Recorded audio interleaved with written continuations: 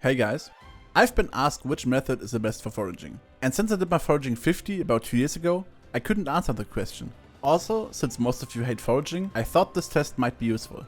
So today we're gonna compare foraging in the park, in the hub, on the island, and with minions. Afterwards we should be able to tell which method is the best and how long it takes for you to max that skill. But before we dive into the video, did you know only 5% of you are subscribed?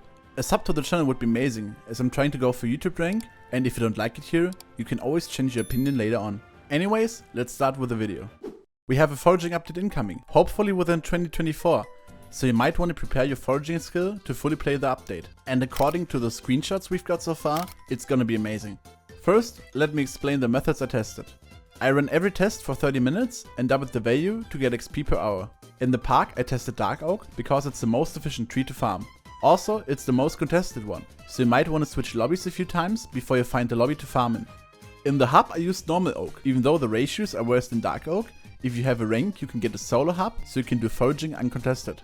The idea of island foraging is the following: you place down a sapling, use enchanted bone meal on it, and harvest it with a tree capitator. The tree of your choice is jungle with 4 saplings, since you get a larger tree, and always saturate your tree cap. For minions, you place down as many foraging minions as possible and surround them with teleport pads. I will show you the setup later on. For all of the setups you should get the following gear: a toilet tree capitator with efficiency 5, a pet rule 2 pack, a fishing rod, a legendary monkey pet, as well as an ocelot pet that's at least epic, and the blue but green abbey case. Don't make the same mistake I did and get, well, this. For hub and park foraging specifically, you also need 500 speed, for example with a young armor, and an AOTE or AOTV. The whole use of the fishing rod and the pet rule is the following: set one pet rule to, when throwing fishing rod, equip monkey pet. Set the other pet rule to, when gaining foraging skill XP, equip ocelot pet. Now you want to throw the rod, break a lock with a tree capitator, and repeat after the last lock is broken. This leads to you having a monkey pet equipped when breaking a lock, so you get the shorter tree capitator cooldown, but having an ocelot pet equipped when you actually break the locks, so you get more foraging XP. The whole thing is called rod swap. For minion foraging, you don't really need the rod swap. I tested both and it turns out best if you just have an ocelot pet equipped. For park and hub foraging, I suggest you do it in circles. On screen right now, you see the layouts I used to do my tests. Especially in the park, if someone joins the lobby to annoy you, you can try to compete with them for a few minutes. But if they don't leave, you should be the one leaving. Obviously, it's annoying to switch lobbies because of someone else, but it's better to do so than getting bad rates for too long. Now we go for the setup of the minion layout. You want as many foraging minions as possible. I personally use 31. In every minion you want to place 2 minion expander and fuel it with foul flash, since it gives the most speed. You could also use some fly catchers and mithril infuse the minions, but it's not worth it in my opinion. You barely get more XP from that, and it's not worth the price. In my case, I placed them in an 8x4 shape. If you have less minions, just scrap off some of the minions from the shorter side. Place down a foraging crystal above the minions to make them go faster. Also fuel your beacon. If you use scorched power crystals on a tier 5 beacon, your minions work 12% faster.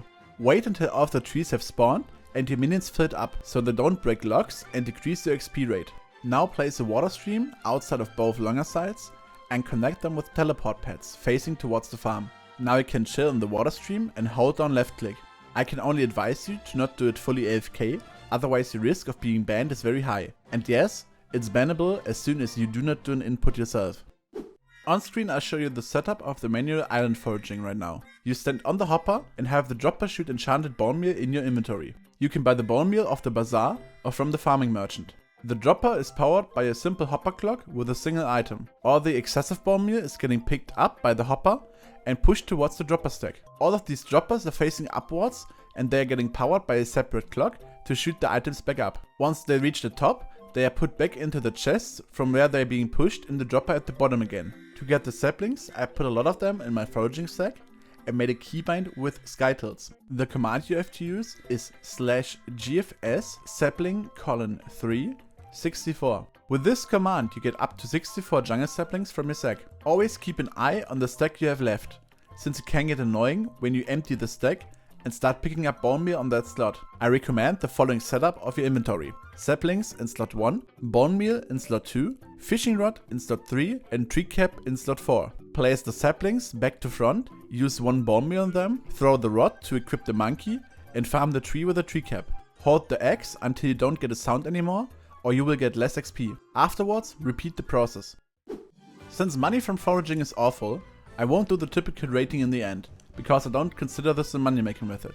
You purely do foraging for the skill XP. But how much XP do you actually get now? In the 4th place, we've got island minion foraging, with roughly 320k XP per hour. I have to admit, it's the most chill way of doing foraging, but it's also the least efficient in terms of time. To get from foraging 0 to 50, you need roughly 172 hours with this method. Next up, we do have 2 methods pretty close to each other. Manual island foraging as well as hub oak each got me about 544k XP per hour. Manual island foraging has a potential to get a bit more XP per hour if you start sweating it like crazy. But hub oak is way more chill to do than having to repeat the whole process of growing trees all the time. To go from foraging 0 to 50, you roughly need 101 hours with either of these methods. Lastly, we do have the best method for foraging, which is dark oak in the park. 1 hour of dark oak gets you about 750k XP per hour, which means you need about 74 hours to get foraging from 0 to 50. During my test, I pretty much had an uncompleted lobby, so take this value with a grain of salt. But you should get to about 700k XP per hour anytime. To end this off, I have to say I really hope the update releases in 2024. A foraging revamp is way too overdue. The skill has never been great, but since the change from bonus XP to wisdom, it suffered the most of any skills from it, because there are barely any ways to upgrade to foraging wisdom. I wish they would just buff XP ratios as a temporary fix to foraging until the update is ready for its release. Oh yeah, also, I do know you could use jerry boxes for foraging XP, but the money isn't worth it in my opinion. Anyways, I hope you enjoyed the video, have fun grinding, and I'll see you in the next one.